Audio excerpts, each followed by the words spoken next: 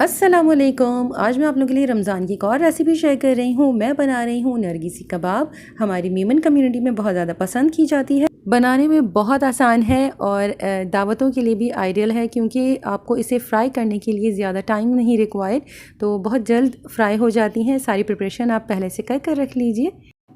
Recipe start करने से पहले अगर अब तक आपने मेरे चैनल को सब्सक्राइब नहीं किया तो प्लीज़ सब्सक्राइब कर लीजिए। तो आइए शुरू करते हैं।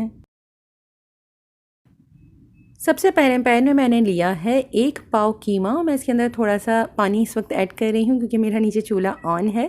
आप तमाम चीज़ें एक साथ पैन में डालने के बाद इसे बॉईल कर लीजिएगा।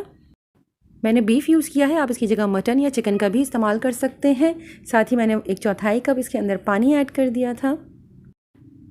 इसके बाद इसके अंदर मैंने ऐड किया है आधा पाव मूंग की दाल। इसे मैंने सोक कर नहीं रखा, जस्ट वॉश किया है, वो मैंने ऐड किया है। 1 कप स्लाइस्ड अनियन या प्याज, 1 चाय का चम्मच भरकर लहसुन का पेस्ट, 1 चाय का चम्मच भरकर अदरक का पेस्ट, 2 दरमियानी साइज़ की हरी मिर्च जिसे मैंने बड़े चंक्स में कट कर लिया था, 1 से 1.5 चाय का चम्मच नमक, आधा चाय का चम्मच हल्दी, 1 से 1.5 या 2 चाय के चम्मच तक आप इसके अंदर कुटी लाल मिर्च ऐड कर सकते हैं, 1 चाय का चम्मच भरकर भुना कोटा ज़ीरा, 2 चाय के चम्मच भरकर भुना कोटा धनिया।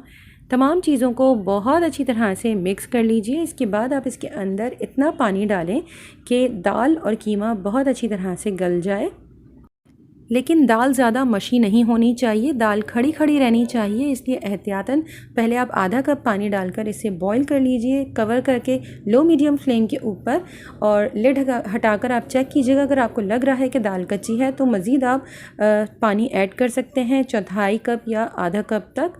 मेरा टोटल 1 कप इसके अंदर पानी यूज़ हुआ है।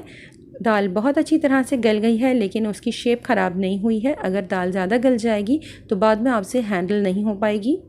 मिक्सचर जब अच्छी तरह से कुक हो जाए और डन हो जाए तब आप इसे कंप्लीट ड्राई कर लीजिए और चूल्हा बंद कर दें। इसके बाद मैंने इसके अंदर ऐड किया है 1 चाय का चम्मच भरकर गरम मसाला पाउडर, क्योंकि हमने साबुत गरम मसाला बिल्कुल भी ऐड नहीं किया, और साथ ही आधा कप तली हुई प्याज मैंने इसके अंदर ऐड कर दी है।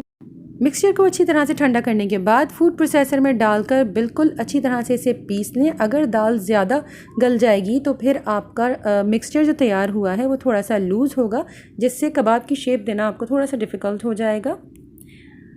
ठंडे मिक्सचर के अंदर अब मैं इसमें ऐड कर रही हूँ 1 दरमियानी साइज़ की प्याज चॉप कर और 1 कप भर कर हरा धनिया, इसे भी मैंने फ़ाइन चॉप कर ऐड किया है। तमाम चीज़ों को अच्छी तरह से मिक्स कर लीजिए। अब नरगिसी कबाब के लिए मेन इंग्रेडिएंट जो है वो है बॉइल्ड एग। मैंने 4 अंडे लिए हैं और उन्हें फुल बॉईल करने के बाद इसे लंबाई में 4 टुकड़ों में कट कर लिया है।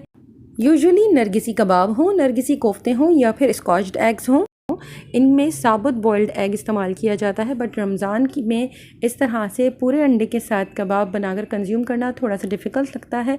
इसलिए मैंने अंडे को 4 पीसेस में कट कर लिया है। आप चाहें तो साबुत अंडा इस्तेमाल कर सकते हैं, या अगर और भी छोटे साइज़ के कबाब तैयार करना चाहते हैं तो अंडे को चॉप कर भी आप इसके अंदर ऐड कर सकते हैं।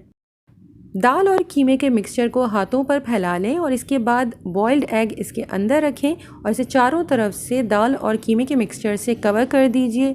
कबाब की साइज़ आपकी अपनी पसंद के ऊपर डिपेंड करती है। तमाम कबाब इसी तरह से तैयार कर लीजिए। इसके बाद इसकी कोटिंग के लिए ज़रूरत है अंडे की। आप 1 या 2 अंडे ले लें, उसके अंदर थोड़ा सा नमक शामिल करें और थोड़ा पानी शामिल करें। 1 अंडे के लिए 2 टेबल स्पून तक पानी ऐड किया जा सकता है। तीनों चीज़ों को बहुत अच्छी तरह से फेंट लें। पानी ऐड करने से जब भी हम एग वाली चीज़ कोई भी डीप फ्राई करते हैं तो तेल के ऊपर बहुत सारा झाग आ जाता है, तो आप अंडे के अंदर थोड़ा सा पानी ऐड कर लिया करें। इस तरह से तेल के अंदर झाग नहीं बनेगा।